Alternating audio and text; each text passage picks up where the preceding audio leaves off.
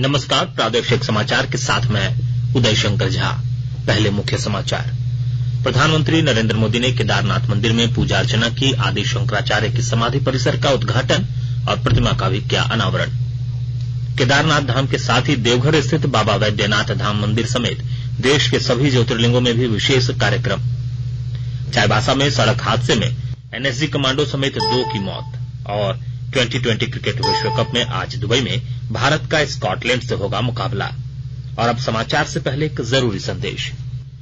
देश ने कोविड टीकाकरण अभियान के अंतर्गत 100 करोड़ टीका लगाने का लक्ष्य हासिल कर इतिहास रच दिया है। इस महत्वपूर्ण कार्य में योगदान करने वाले चिकित्सकों, नर्सों और अन्य स्वास्थ्य कर्मियों का आकाशवाणी अभिनंदन करता है। इसके साथ ही हम आपको सतर्क भी करना चाहते हैं कि कोविड अभी समाप्त नहीं हुआ है। आप सभी से हमारी अपील है कि यथाशीघ्र दोनों टीके लगवाएं और अन्य लोगों को भी टीके लगवाने के लिए प्रेरित करें। त्योहारों का समय, कृपया इन 3 आसान उपायों का पालन अवश्य करें। मास्क पहनें, 2 गज की सुरक्षित दूरी बनाए रखें, हाथ और चेहरा साफ रखें।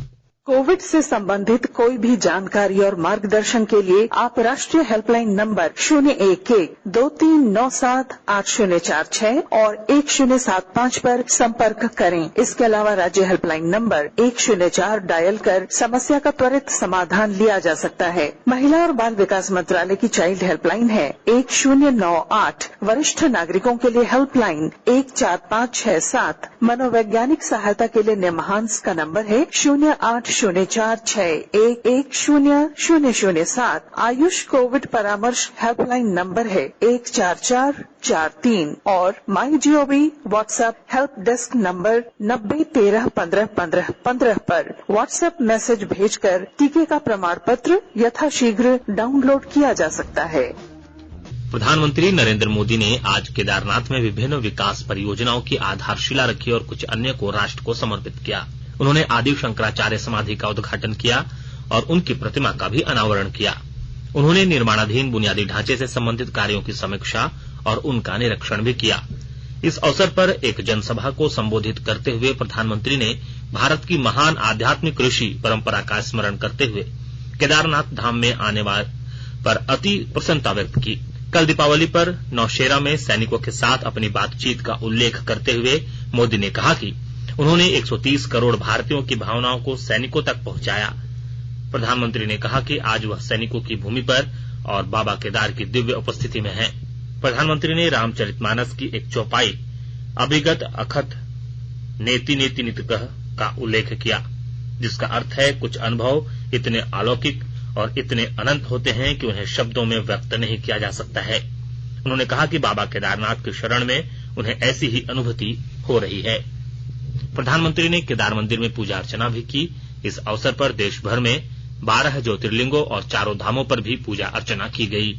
ये सभी कार्यक्रम केदारनाथ धाम के मुख्य कार्यक्रम से जुड़े थे। प्रधानमंत्री नरेंद्र मोदी द्वारा केदारनाथ धाम में श्री आदि शंकराचार्य की मूर्ति के अनावरण के अवसर पर देश के अन्य सभी ज्योतिर्लिंगों और खास मंदिरों में भी विशेष पूजा अर्चना की गई। इसी कड़ी में देवघर स्थित बाबा वैद्यनाथ धाम मंदिर में भी विशेष कार्यक्रम का आयोजन किया गया। इस अवसर पर भाजपा के प्रदेश अध्यक्ष सह राज्यसभा सांसद दीपक प्रकाश और गोड्डा के सांसद निशिकांत दुबे और विधायक नारायण दास अन्य गणमान्य लोग उपस्थित हैं। मंदिर परिसर में प्रधानमंत्री के लावे कार्यक्रम को देखने की भी व्यवस्था की गई है। बाबा वैद्यनाथ धाम परिसर में बड़े एलईडी स्क्रीन पर काफी संख्या में श्रद्धालुओं ने भी प्रधानमंत्री के लावे कार्यक्रम को देखा। इस अवसर पर सांस्कृतिक कार्यक्रम का भी आयोजन किया गया। सांसद श्री दुबे ने कहा कि प्रधानमंत्री ने 12 ज्योतिर्लिंग को लेकर सभी दुविधा को खत्म कर दिया। सबसे बड़ा ऐतिहासिक क्षण तो यह है कि जो ज्योतिर्लिंग में कंट्रोवर्सी चलती थी, साधु महात्मा यहाँ के विद्वज्जन जो परेशान रहते थे, तो आज प्रधानमंत्री जी ने यह तय कर दिया कि यहाँ का जो बैद्यनाथ है वही ज्योतिर्लिंग है। तो एक तो सबसे बड़ी बात देवघर के लिए या उत्तर प्रदेश बिहार के श्रद्धालुओं के लिए, झारखंड पूर्वोत्तर के श्रद्धालुओं के लिए बड़ी बात हो गई।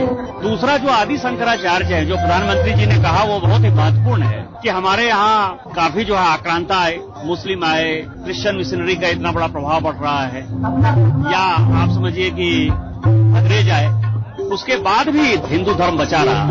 बुद्धिज्म में लोग कन्वर्ट होने की कोशिश, सिखिज्म में लोग कन्वर्ट होने की कोशिश की, लेकिन जिन लोगों ने हिंदुत्व को बचाया, हिंदुत्व को एक एकता में पिरोया, एक भारत श्रेष्ठ भारत की कल्पना जिन लोगों ने की, हम उसके लिए बधाई देते हैं, शुभकामना देते हैं। गोवर्धन पर्व आज देश के विभिन्न हिस्सों में श्रद्धापूर्वक मनाया जा रहा है। यह त्योहार दीपावली के अगले दिन मनाया जाता है। इस दिन लोग भगवान कृष्ण की पूजा करते हैं और उन्हें 56 भोग अर्पित करते हैं। यह त्योहार कार्तिक मास की शुक्ल पक्ष की प्रतिपदा के दिन मनाया जाता है। कहा जाता है कि इस दिन भगवान श्री कृष्ण ने गोवर्धन पर्वत को अपनी उंगली पर उठाकर इंद्रदेव के क्रोध से ब्रजवासियों को बचाया था।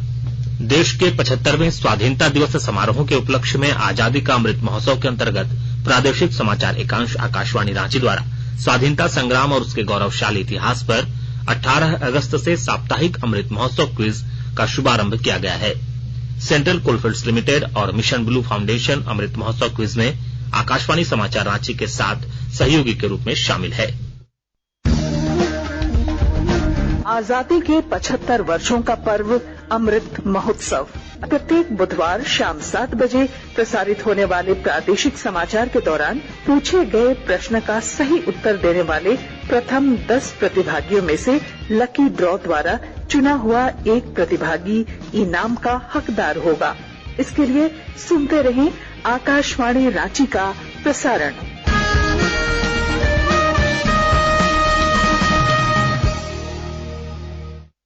आकाशवाणी के ताजा तरीन समाचारों के लिए आप हमारी वेबसाइट newsonair.com पर लॉग ऑन कर सकते हैं।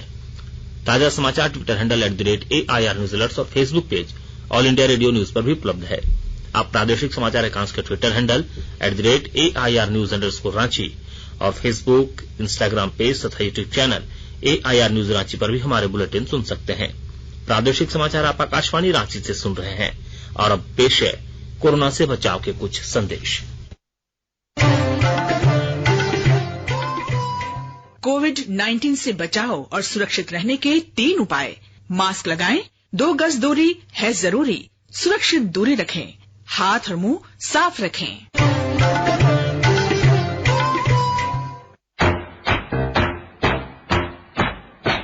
चलो मिलकर एक शुरुआत करें, चलो एक फैसला आज करें, मास्क नहीं तो टोकेंगे, कोरोना को रोकेंगे, चलो एक वादा करते हैं, चलो एक वादा करते हैं, मास्क नहीं तो टोकेंगे, कोरोना को रोकेंगे। भारत सरकार द्वारा जनहित में जारी। देश में 107 करोड़ से अधिक कोविड रोधी टीके लगाए जा चुके हैं। अब तक 107 करोड़ 74 लाख 22 हजार से अधिक टीके लगाए गए हैं।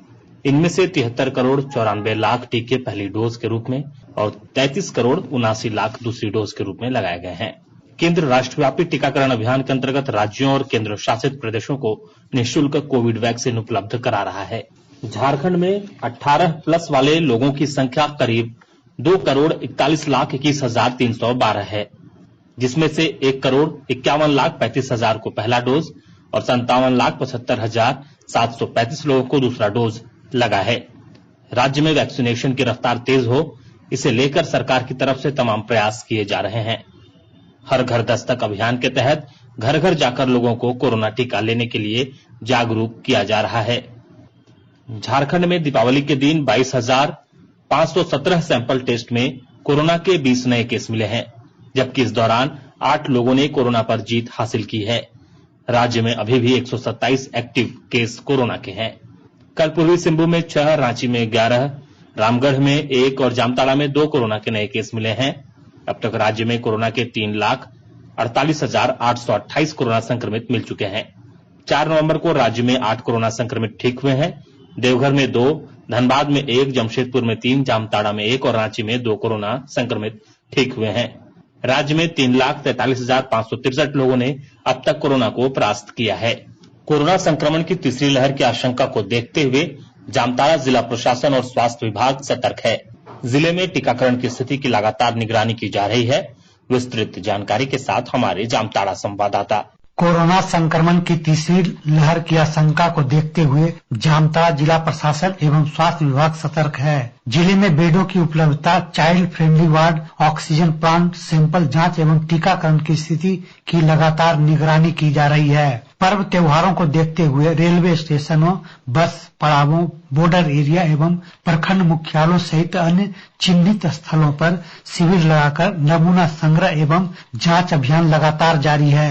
उपायुक्त फैज अहमद मुमताज ने बुधवार को जिले के अधिकारियों, चिकित्सकों, कर्मचारियों एवं जनप्रतिनिधियों के साथ वर्चुअल बैठक कर संभावित तीसरी लहर से बचाव को लेकर आवश्यक दिशा निर्देश दिया। उपायुक्त ने अस्पतालों में चिकित्सीय व्यवस्था दुरुस्त रखने एवं कोविड जांच टीकाकरण में तेजी लाने का निर्देश दिया। सुभाष प्रसाद सिंह, आकाशवाणी समाचार, जामताड़ा।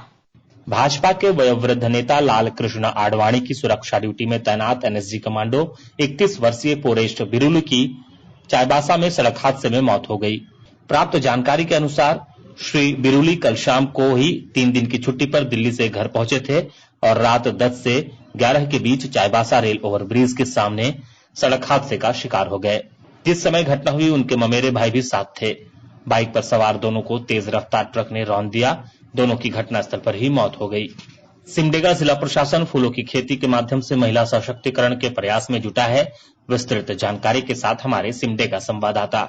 सिमडेगा जिले में मड़ुआ और फूलों की खेती के सहारे महिला सशक्तिकरण का कार्य किया जा रहा है। उपायुक्त सुशांत गौरव ने कोलेबिरा प्रखंड के ग्रामीण क्षेत्रों में श्यामा प्रसाद मुखर्जी रुर्बन मिशन की योजनाओं का निरीक्षण करते हुए स्वयंसेवी समूहों की महिलाओं को मड़ुआ रागी और फूलों की खेती बड़े पैमाने पर करने के लिए प्रेरित किया। उन्होंने जिले में शुरू की गई मड़ुआ रागी पायलट प्रोजेक्ट की जानकारी देते हुए कहा कि मड़ुआ की खेती में कम समय में अधिक मुनाफा होगा। इस पौष्टिक आहार से कुपोषण दूर करने में मदद मिलेगी। उपायुक्त ने रुर्बन मिशन के तहत फूलों की खेती के प्रशिक्षण कार्यक्रम में शामिल महिलाओं से मुलाकात की और फूलों की खेती का जायजा लिया। उन्होंने कहा कि फूलों की खेती कर अच्छी आय अर्जित की जा सकती है। मनोज कुमार सिन्हा, मनु, आकाशवाणी समाचार, सिमडेगा।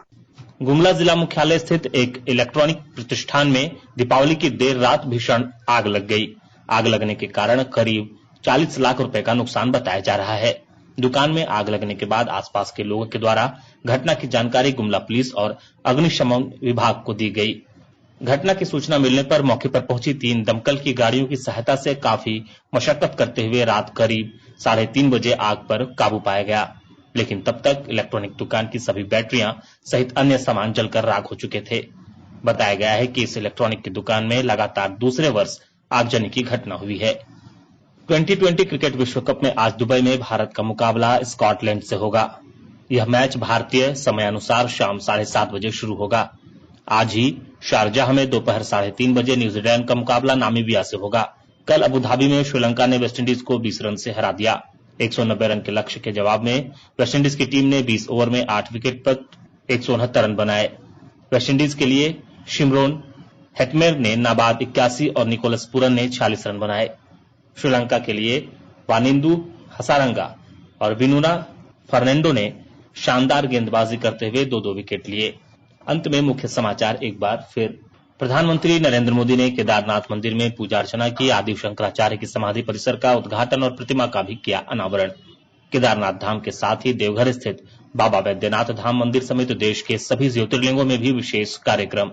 चाईबासा में सड़क हादसे में एनएसजी कमांडो समेत 2 की मौत। और 2020 क्रिकेट विश्व कप में आज दुबई में भारत का स्कॉटलैंड से होगा मुकाबला। इसके साथ ही आकाशवाणी रांची से प्रादेशिक समाचार का यह बुलेटिन समाप्त हुआ। नमस्कार। घर में रहिए, सुरक्षित रहिए और सुनते रहिए आकाशवाणी।